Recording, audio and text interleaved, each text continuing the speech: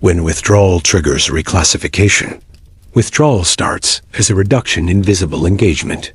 The person answers later, enters rooms less, contributes only when prompted, or leaves messages short. It is not always announced. It can be called a pause, a boundary, or space. The behavior is the same: less contact, less initiative, less presence. Groups track patterns without formal systems. People are sorted into categories based on ease, responsiveness, and cost. These categories are not spoken, but they guide every choice.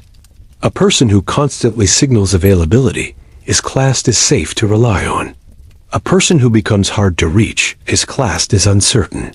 The update is automatic because uncertainty increases the risk of delay and error. It is easier to reallocate attention toward predictable inputs than to analyze intent every time. Trust is lost and not coming back. The mechanism is not psychological drama. It is a basic prediction problem.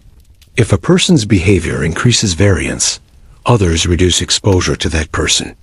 This includes friends, partners, managers, clients, and any gatekeeper who must make fast decisions. They are not punishing. They are removing friction before it appears. The reduction is practical, not emotional.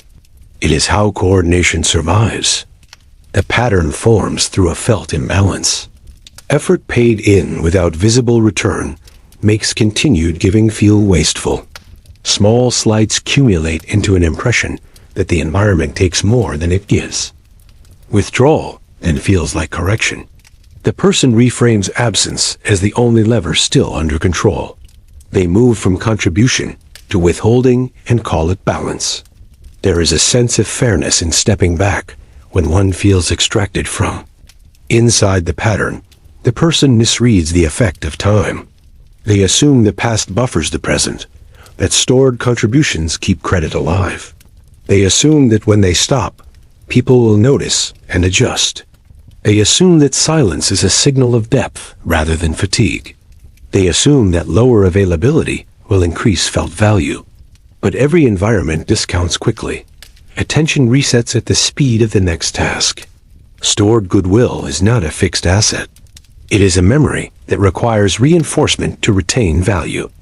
Status drops and stays below baseline. Justification is easy because the narrative fits. The person believes they see the structure beneath the surface and refuses to play the obvious game. They are not dramatic. They are done explaining. They adopt a quieter posture and reframe the withdrawal as a test. If others reach out, it means they were valued. If others do not, it confirms contempt. Every response validates their interpretation. Each non-response becomes proof that disengagement was correct. The feedback loop locks in. The signals are misread because vantage points differ. From inside, stepping back feels deliberate and weighted. It feels like a decision with gravity. From outside, all that exists is reduced data. Fewer replies, fewer inputs, less to plan around. The ambiguity of motive is not solved by empathy. It is masked by competing demands. People reorganize around whoever is present and responsive. There is no room to carry the absent through uncertainty. The machine continues with whoever fits. The person overestimates their irreplaceability. They mistake their own self-valuation for external dependency. They see their withdrawal as strategically priced scarcity. They believe they are teaching the environment to pay properly for access. But environments are impatient with prizing exercises they did not join. The calculation is simple. What delays output is cut. What is easy is chosen again and again until it becomes the default reference. They are marked as unreliable now. The mark is subtle. It appears as smaller asks, fewer check-ins, delayed forwarding, and no follow-up. An invitation arrives later, or not at all. A long thread finishes without their name included. The change is not loud, because loudness requires effort. Quiet change is cheaper. People who feel owed attention expect noise when conditions shift. They miss the silence that has already sealed the shift. The person may continue to believe that they are holding the stronger position. They point to their restraint, and the discomfort it causes is proof. They see short-term attention spikes when they reappear as confirmation that scarcity works. They ignore that the spikes are thin and task-based. The underlying category has already moved. The environment now sees them as a last-minute option, not a default plan. The label is not debated in conversation. It is embedded in coordination habits. When withdrawal becomes a habit, others begin to preempt it. They assume non-response and plan contingencies by default. The person mistakes the lack of direct confrontation for tolerance. In reality, the conversation has moved without them. Their explanatory statements feel fresh to them and stale to others. Each explanation is logged as delay, not as context. The more they speak about reasons, the less anyone listens for content. This is not a function of malice. It is a function of load, incentive, and reliability. Systems drop uncertain parts under pressure. Individuals do the same because they mirror system pressures. The withdrawn expect exceptions based on history. Others operate on the present because they cannot spend cycles calculating exceptions. Over time, the gap between self-perception and external classification widens. The person experiences this as disrespect. Others experience it as necessary sorting. The sensation of moral correctness sustains the withdrawal longer than the facts do. Private accounting insists that stepping back is a rational tax on unfair treatment. The lower energy that follows is taken as a sign that this was right. Meanwhile, the environment is not weighing fairness. It is evaluating predictability. That difference is enough to produce divergence in every interaction that follows. Once the reclassification takes place, observers adjust quietly. The person moves from central to optional in people's heads. They are thought of after other names are exhausted. Requests are kept simple to minimize risk. The range of tasks assigned narrows. The trust needed for wide scope evaporates. Fewer people ask for input. The few who do are new, uninformed, or isolated from consensus. Access is reduced and stays reduced. Leverage does not drop in an obvious event. It leaks away through selections that leave no trace. The calendar no longer aligns around the person's availability. Deadlines are set without consulting them. Decisions are made in smaller rooms to move faster. The person learns about outcomes through announcements, not discussions. They enter to find that the surface is smooth and sealed. There is no gap left to push. Respect reallocates without friction. People spend their deference budget where it earns returns. The person's past wins become trivia, not anchors. The story in others' minds changes from dependable to conditional. Authority follows attention and trust. With trust discounted, authority loses its base. No one declares this. It simply occurs in how meetings are opened, who is asked the first question, and whose answer is taken as final. Deference updates to the people who are always there. The new map is stable because it is efficient. Work flows through paths that deliver on time. Favors are requested from those who respond. The absent are avoided to spare the sender the meta-cost of uncertainty. That is the whole calculation. A person who is not present stops being needed. The memory of their competence remains, but its relevance drops as the problems change. Utility moves with contact, not with reputation.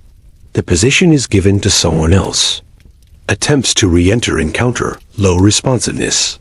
The messages reach full inboxes with no reserve for comeback narratives. When replies land, they are courteous and delayed. Meetings become shorter.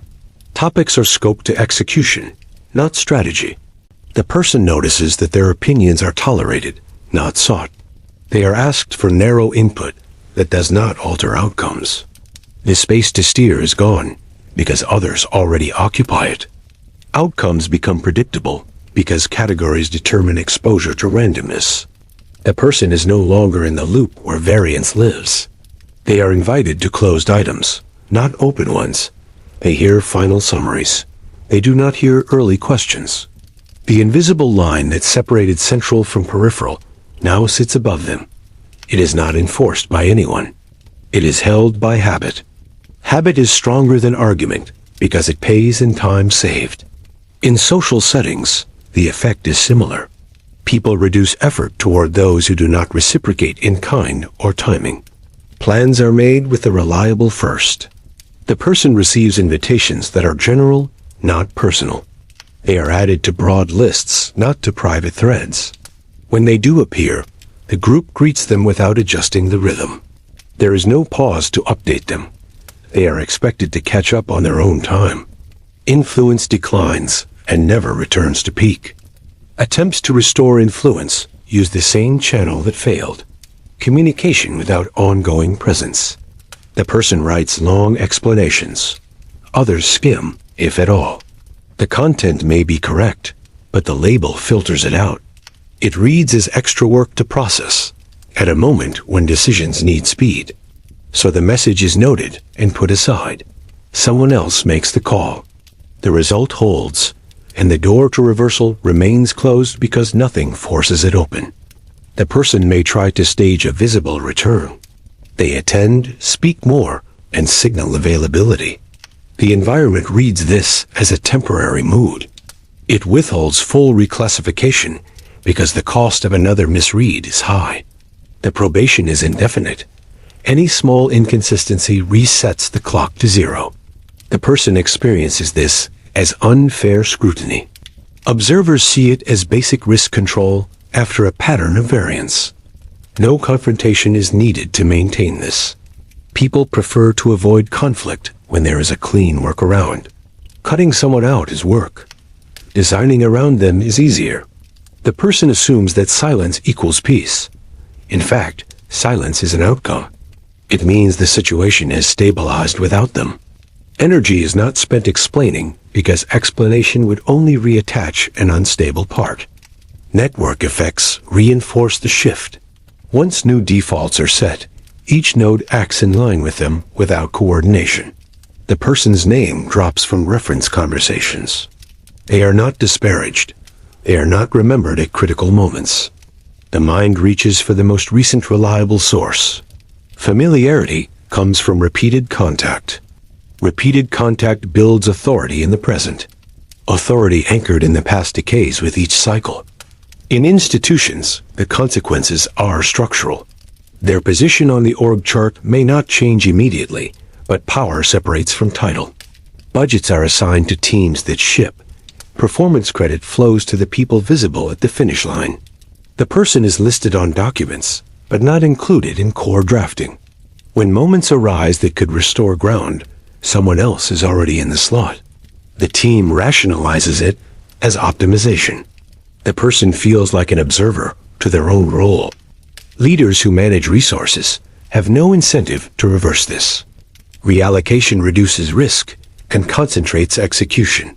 Reversals create uncertainty and transfer more oversight work onto the leader, so the choice is sustained without a formal stance.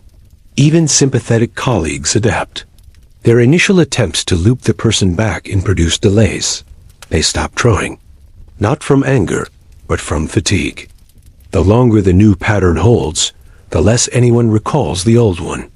Stories people tell about the person change tense. The person becomes someone who used to deliver, used to be around, used to lead. That phrasing is enough to lock the classification. Future nominations pass over their name without debate. No one is against them. No one votes for them. The effect is absence, not opposition. When the person pushes harder later, it reads as demand, not value. The group interprets pressure as cost. If they escalate tone, it validates the original risk label. If they cool it, momentum continues without them. There is no winning move inside the frame now in place. Attempts to argue fairness create more work for others to process. People avoid work when possible. They guard time and attention first. The environment records results, not intentions. Every decision updates the map. The person's intermittent presence yields intermittent results. The map treats that as noise to minimize. Stable contributors absorb the center. They become the people who are called first. The system does not adjust to accommodate those who step out. It adjusts to maintain flow around them. That is the end of it. Nothing in this process is theatrical. It is not a dramatic exile. It is a slow alignment of incentives that produces a fixed position for the withdrawn. The label is durable because it matches observed data. The person's old arguments stop moving anything because they are pegged to a history that no longer guides choices. This is the final state. A map has updated. The label holds and the pattern does not reverse.